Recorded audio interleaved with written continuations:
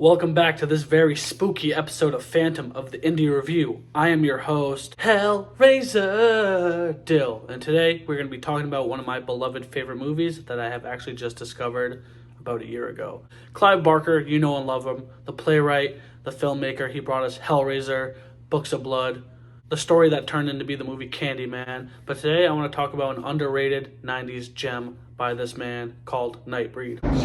Clive Barker has always loved monsters, and he felt that there's a corner of all of us that envies their powers and would love to live forever. And this stemmed from a psychological standpoint where he created the book Cabal, which ended up turning into the film Nightbreed. This is a 1990 American dark fantasy movie that was written and directed by Clive Barker himself. From the outrage and, the lack of input he was given for his beloved Hellbound Heart adaptation, which turned out to be Hellraiser, his Hellraiser movie.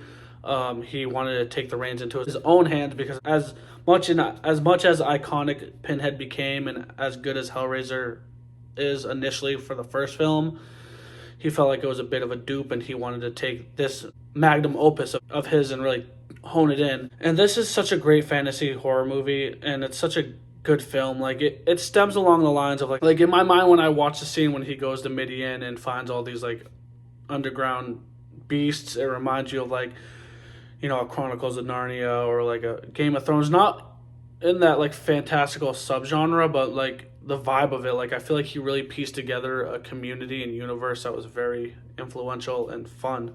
To me, Midian was a beautiful, mysterious world, a world of candlelight and intrigue and even romance. This movie stars Craig Schaefer as Aaron Boone, who he has this on-off relationship with a psychiatrist, and he's convinced that he is a serial killer, and he doesn't quite believe that. He feels like something is weird about that. He's vouching for his innocence. David Cronenberg, who plays the psychiatrist doctor, whatever you want to call him, is genuinely terrifying. You all know David Cronenberg, one of the most influential horror masterminds of all time. So to see him in this eerie role just adds to his resume, and he's such a despicable, hateable character, but at the same time really delivers what you need to make an ultimate villain. The main character, Aaron, and Cronenberg's character have this related fascination with Midian, this underground world of beasts that resides in a cemetery, and they're both trying to find it for different reasons. Aaron wants to be more a part of it.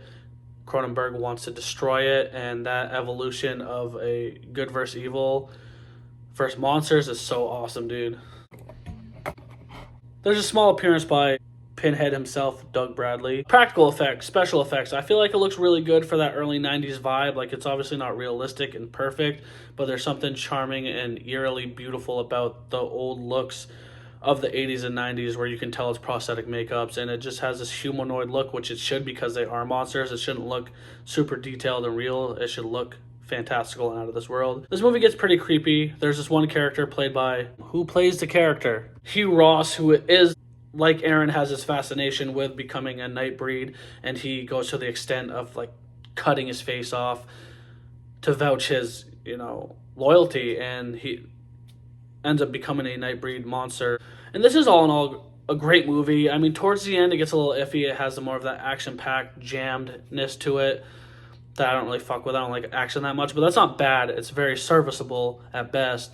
It's a fun movie. It's creepy. It's eerie. The themes and intricacies of the plot are dark and deep and twisted, as is Clive Barker's mind. I genuinely fancy this movie quite a bit. Also, the mask that Decker wears when he's like killing people. I don't know why I did quote unquote, like when he kills people brutally. It's a cool mask. So yeah, guys, that was this episode of a Phantom of the Indie Review.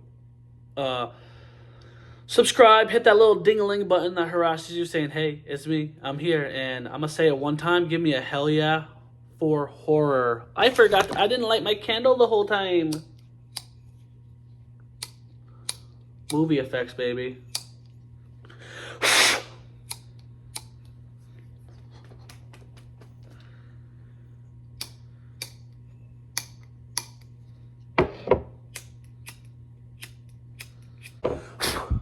That candle wasn't even lit the whole time, but I had to do it for the video.